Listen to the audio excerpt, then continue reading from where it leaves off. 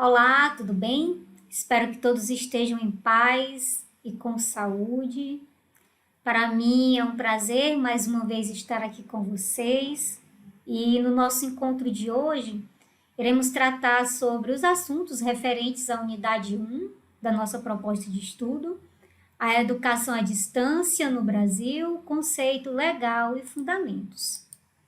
Para dar início ao nosso estudo, começaremos falando do Decreto 9057 de 2017, que regulamenta o artigo 80 da Lei 9394 de 1996, que é a Lei de Diretrizes e Bases da Educação, e estabelece as diretrizes e bases da educação nacional.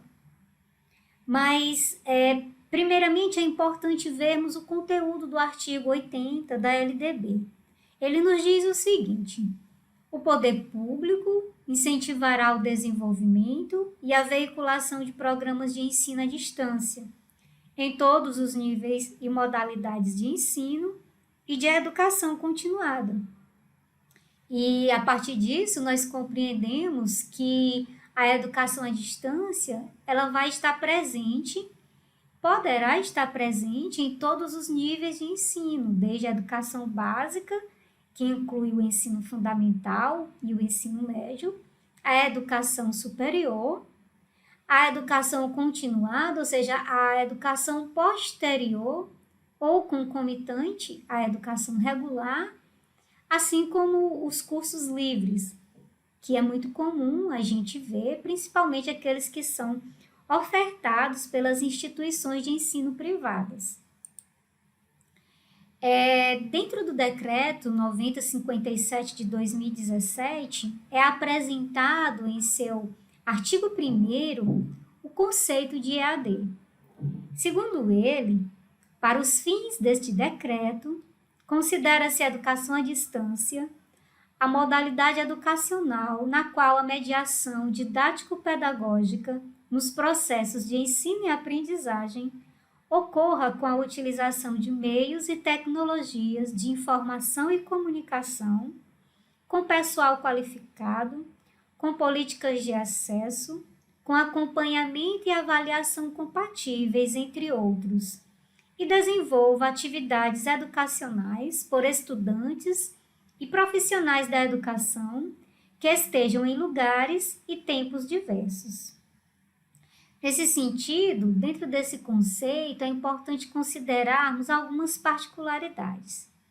Começando pelo fato de que a educação à distância é uma modalidade educacional resguardada pela Lei de Diretrizes e Bases da Educação Nacional, assim como é também a educação especial, a educação profissional e tecnológica, a educação para jovens e adultos e a educação indígena.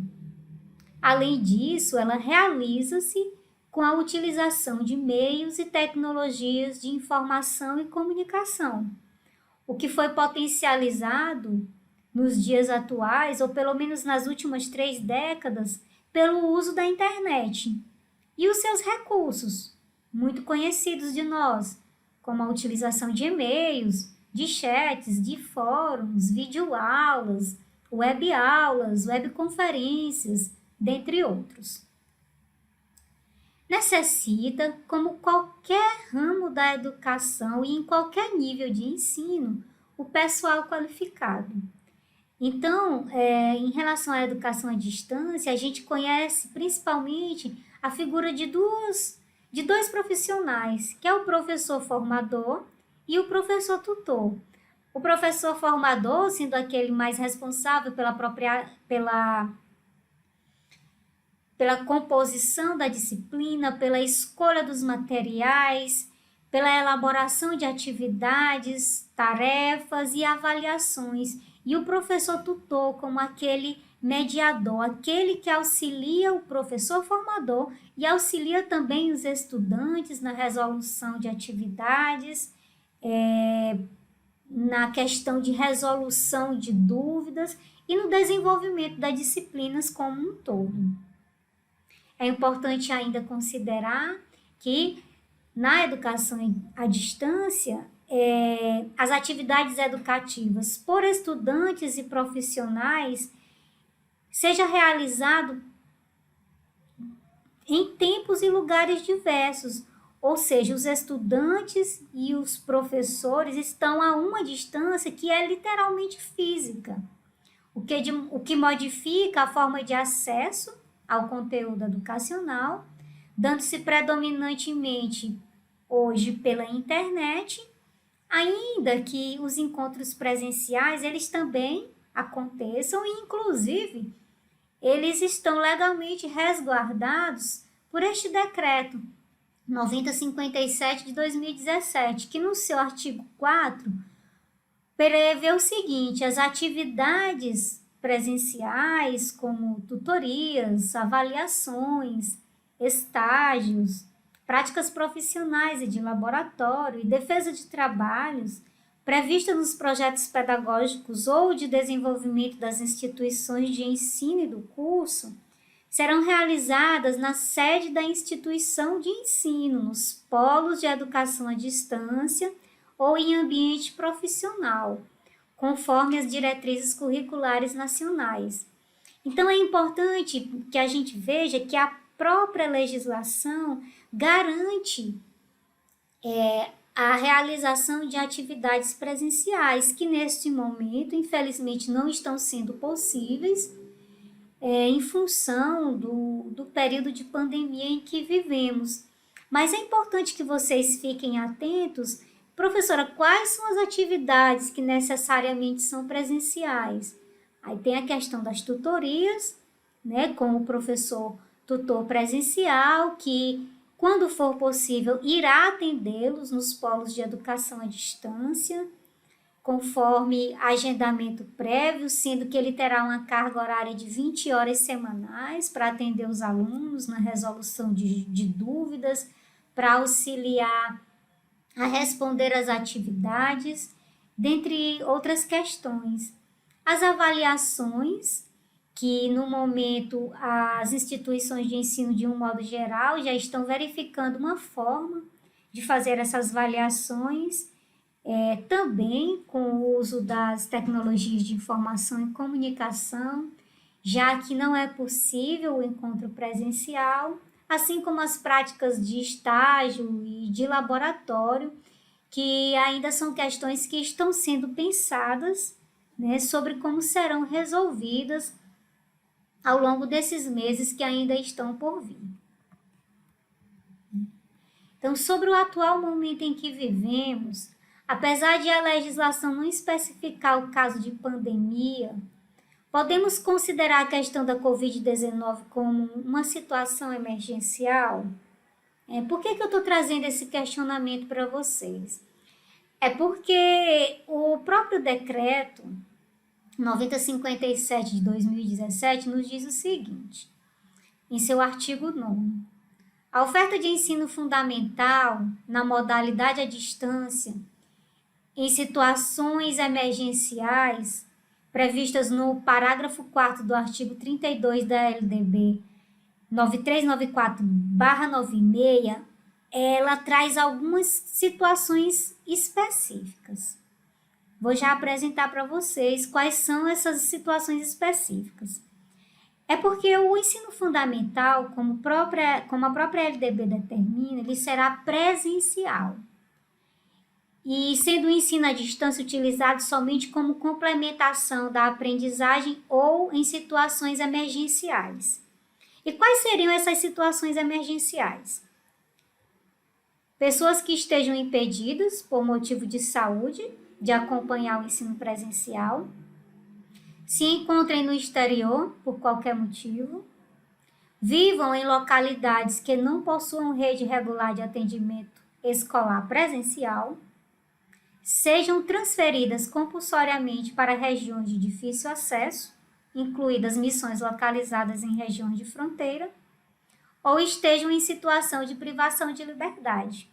Então, pelas 5 situações que foram apresentadas aqui, é possível a gente verificar que não há nenhuma referente à questão de pandemia. Apesar de que no próprio item 1, fale das pessoas que estejam impedidas, por motivo de saúde, acompanhar o ensino presencial. Se considerarmos a pandemia como uma questão de saúde pública universal, talvez esse item se encaixe, mas a legislação não é bem explícita sobre isso. É por isso que hoje a gente se questiona o que as escolas, principalmente em relação ao ensino fundamental e ao ensino médio, estão fazendo hoje? É educação à distância? Ou é educação mediada por tecnologias de informação e de comunicação? Eu acredito, e isso é uma opinião particular e vocês podem refletir sobre isso, que o que as escolas hoje estão propondo não é EAD, não é educação à distância enquanto modalidade educacional. Por quê? Porque nós fomos pegos de surpresa. Então, as instituições educacionais, tanto públicas como privadas, não tiveram a oportunidade de formação sobre como funciona a educação à distância. Então, enquanto modalidade, o que eu percebo é que as instituições escolares, principalmente aquelas da educação básica, estão fazendo mediação educacional por meio de tecnologias de informação e comunicação, o que é diferente de educação à distância, pois, como já vimos, existe uma série de atributos vinculados a essa modalidade de educação à distância. Então, assim, no dia 17 de março do corrente ano, o MEC divulgou a portaria 343, que dispõe sobre a substituição das aulas presenciais por aulas em meios digitais, enquanto durar a situação da pandemia do novo coronavírus, com o objetivo de quê? De amenizar os prejuízos causados pela pandemia, autorizando a substituição de disciplinas presenciais por aulas que utilizem meios e tecnologia de informação e comunicação em cursos que estão em andamento. Percebam que há uma diferença no discurso. Aqui não se fala substituição pela EAD, mas sim por aulas que utilizem meios e tecnologias de informação e comunicação em cursos que estão em andamento. Ou seja, o governo federal realmente se preocupou em utilizar a informação da forma que eu considero mais correta possível. Como eu expliquei anteriormente, o que se está fazendo agora não é a educação à distância enquanto modalidade de ensino, mas sim a mediação educacional por meio de tecnologias de informação e comunicação. Eu chamo a atenção a vocês porque os termos dessa portaria 343/2020, ela aplica-se às instituições de ensino superior. Em relação à educação básica, a adoção de aulas por meios digitais fica a cargo dos estados e dos municípios, e vocês tiverem interesse em conhecer a legislação a respeito, essas informações e orientações podem ser consultadas nesse link que direciona ao portal do MEC, tudo bem?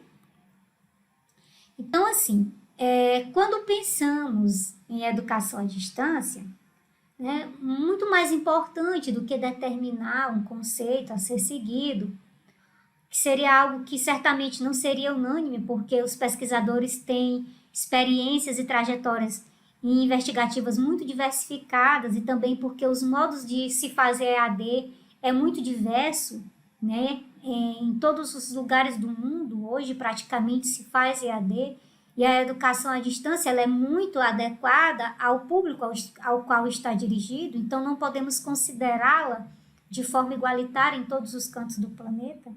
Então, mais importante do que determinar um conceito a ser seguido é conhecer as principais características da modalidade, que é o que nós estamos fazendo aqui. E essas características, elas abrangem conceitos e informações sobre as formas de acesso e as formas de ingresso à educação à distância, os recursos empregados, quais são as tecnologias utilizadas, quais são os materiais didáticos mais específicos e que trazem melhores resultados, quais são os processos educacionais, a qual público ela está direcionada, dentre outras questões que vamos aprendendo no decorrer da nossa discussão. A gente entra também, a partir de agora, nas contribuições daquele texto que eu deixei disponível para vocês na nossa plataforma de ensino, no SIGA, a educação à distância no Brasil, conceitos e fundamentos, do Márcio Munhol.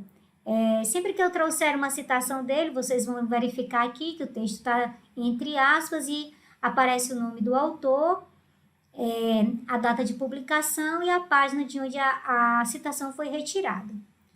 Então, segundo Munhol, a existência de materiais didáticos de qualidade para a educação à distância, a mediação tecnológica dos meios de comunicação e informação são atributos que se colaboram para o bom desempenho do papel do professor.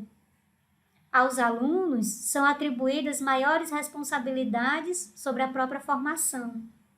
Traduzida esta em maturidade intelectual para estudos individuais e disciplina para o cumprimento das tarefas propostas pelos professores.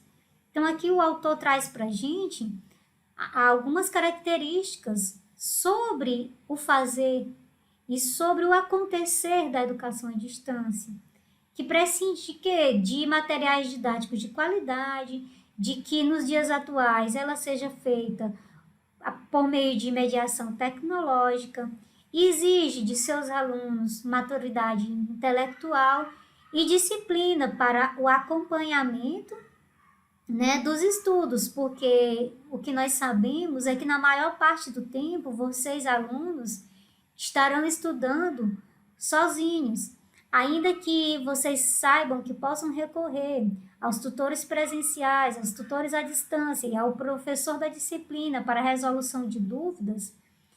Todo o processo anterior até a chegar a esta dúvida, vocês estarão fazendo sozinhos. Por isso a disciplina é tão importante. Então, a EAD é, portanto, mais uma oportunidade para o acesso e a efetivação da aprendizagem, cujos meios de realização devem considerar o quê?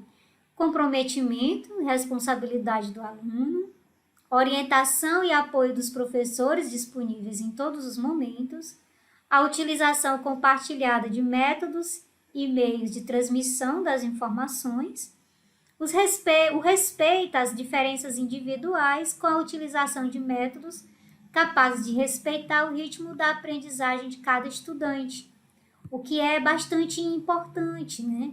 Volto a frisar a vocês que apesar de, na maior parte do tempo, vocês estarem estudando sozinhos, vocês não estão desamparados, pois no momento em que as dúvidas surgirem acerca dos assuntos que estão sendo estudados, tanto o professor da disciplina, como principalmente os tutores presenciais e à distância, eles estarão disponíveis para responder as dúvidas e os questionamentos.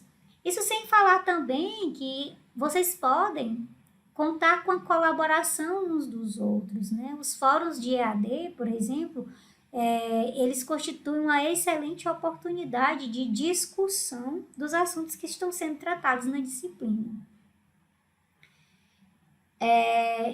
Voltamos a falar aqui sobre essa questão do nível de autonomia dos alunos, né? Dos alunos de EAD em particular. Então, o nível de autonomia requerido dos alunos que estudam na EAD nos leva a inferir que trata-se de uma modalidade bastante apropriada para alunos adultos, tanto em relação ao grau de compromisso e de maturidade que se espera do indivíduo na idade adulta, como também pela adequação aos compromissos assumidos nessa fase na vida, como o trabalho, por exemplo. E, mais uma vez, vale ressaltar que essa autonomia não equivale a dizer que o aluno esteja sozinho. Vocês podem me perguntar, professora, mas a legislação prevê, né, que a educação à distância possa acontecer em qualquer nível de ensino. É verdade. Mas se lembrarmos bem do texto da lei, ela diz que, por exemplo, a educação básica, ela vai acontecer prioritariamente de forma presencial. E somente nos casos excepcionais ela pode acontecer na modalidade à distância. Exatamente porque nós sabemos que crianças e adolescentes, de uma maneira geral, eles ainda não têm esse grau de compromisso e de maturidade tanto quanto os adultos, né? Então é por isso que para esses casos da educação básica que envolve crianças e adolescentes, a educação presencial ela ainda é mais recomendada. O que não quer dizer que não possa ser feita, desculpem, mas com certeza será mais difícil, né? Exatamente porque esse nível de compromisso e maturidade não é uma característica comum entre as crianças e os adolescentes, assim como os adultos. Outra grande vantagem que podemos destacar acerca do ensino na modalidade à distância é o alcance social de sua proposta. Então, auxiliada principalmente pelas tecnologias de informação e comunicação, e nesse particular salientamos o ensino superior no qual estamos inseridos, observamos que por meio da EAD, a possibilidade de formação tem alcançado os mais longínquos recantos do país. Aqui no Piauí, por exemplo, a Universidade Federal oferece atualmente 17 cursos de graduação na modalidade à distância, em pelo menos 48 polos de apoio presencial, que esse ano a gente espera alcançar aproximadamente 48 polos de apoio presencial, sendo inclusive 2 deles no estado da Bahia, os quais são assistidos pelo Piauí. O nosso país, assim como todo o restante do mundo, né, as primeiras iniciativas em educação à distância se deram por meio de quê? De cursos por correspondência, seguidos do rádio e da televisão, que foram utilizados como meios e recursos de apoio. Então, em meados dos anos 90, com a disseminação das tecnologias de informação e comunicação, começam a surgir os programas oficiais e formais de EAD, incentivado pelas secretarias de educação municipais e estaduais, algumas iniciativas isoladas e outras em parcerias com as universidades. Em particular, no nosso caso, nós temos o programa da Universidade Aberta do Brasil, no qual vocês estão inseridos, que iniciou no território nacional no ano de 2007. O surgimento do computador como um meio mais rápido para transportar a palavra escrita mudou não só o veículo de distribuição do ensino, mas a forma de mediação. A multimídia, que trabalha com as múltiplas linguagens, sonora, audiovisual e iconográfica, amplia as possibilidades de ensino, aprendizagem e pode, desde que adequadamente projetada, atender uma demanda social por educação. Essa citação também é de Munhol, desculpem, esqueci de colocar o nome dele aqui, mas é o mesmo texto que a gente está trabalhando desde o início da nossa aula. Então, assim, o autor traz para a gente o surgimento do computador como uma excelente ferramenta, né? E por que é uma ferramenta excelente? Porque o uso do computador associado ao acesso da internet pode ajudar a atender uma demanda social por educação. Em que sentido, professora? No sentido de poder atingir mais pessoas em todo o território nacional. Entretanto, é preciso que a gente traga em evidência os seguintes dados, né? um em cada 4 brasileiros ainda não tem acesso à internet no país, o que representa um total de 46 milhões de pessoas sem acesso à rede, conforme dados divulgados recentemente, agora no dia 24 de abril do corrente ano, pela Pesquisa Nacional por Amostra de Domicílios Contínua, Tecnologia da Informação e Comunicação, PNAD Contínua TIC 2018, realizada pelo IBGE. Ainda conforme essa pesquisa, os dados que se referem aos 3 últimos meses de 2018 mostram ainda que o percentual de brasileiros com acesso à internet no país de 2017 para 2018 aumentou, passando de 69,8% para 74,7%, mas que 25,3% ainda estão sem acesso. Ou seja, mais de 25% da população nacional não tem acesso à internet. E em áreas rurais, esses números são ainda mais preocupantes. O índice de pessoas sem acesso é ainda maior que nas cidades, chega a 53,5%. E em áreas urbanas é de 20,6%, menor ainda do que a média, considerando todo o território nacional, que é de 25,3%. Então, quase a metade das pessoas que não têm acesso à rede, em torno de 41,6%, diz que o motivo para não acessar a rede é por não saber usar. Então, assim, ainda tem muita gente que, apesar de ter acesso à internet, não sabe como utilizá-la. Não tem a formação, a instrução para o uso da internet. 1 a cada 3 pessoas diz que não tem interesse pela internet. Pode ser por questões também associadas à falta, ou melhor, ao fato de não saber utilizá-la. Quando não se sabe manipular um objeto, quando não se sabe fazer uso de alguma coisa, infelizmente há uma tendência ao desinteresse por aquela coisa.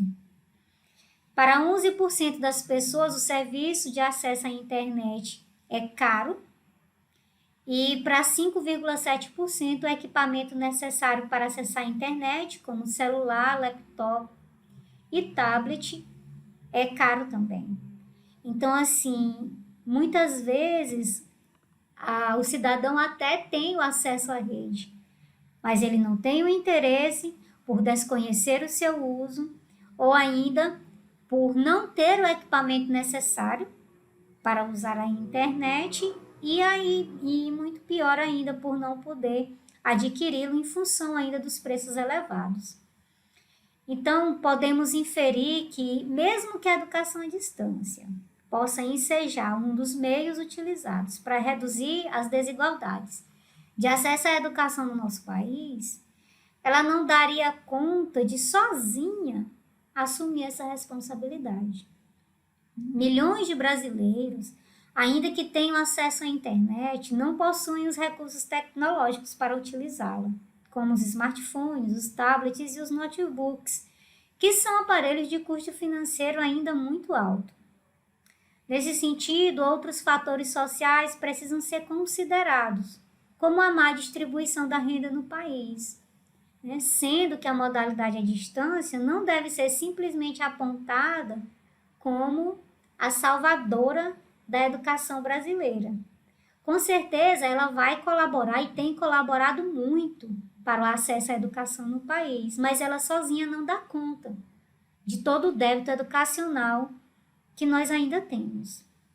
Então, os fatores econômicos impõem diferentes alternativas, visto que a grande maioria dos países latino-americanos não desenvolveu suficientemente a sua capacidade tecnológica e não produz equipamentos eletrônicos que possam ser adquiridos pela maioria da população.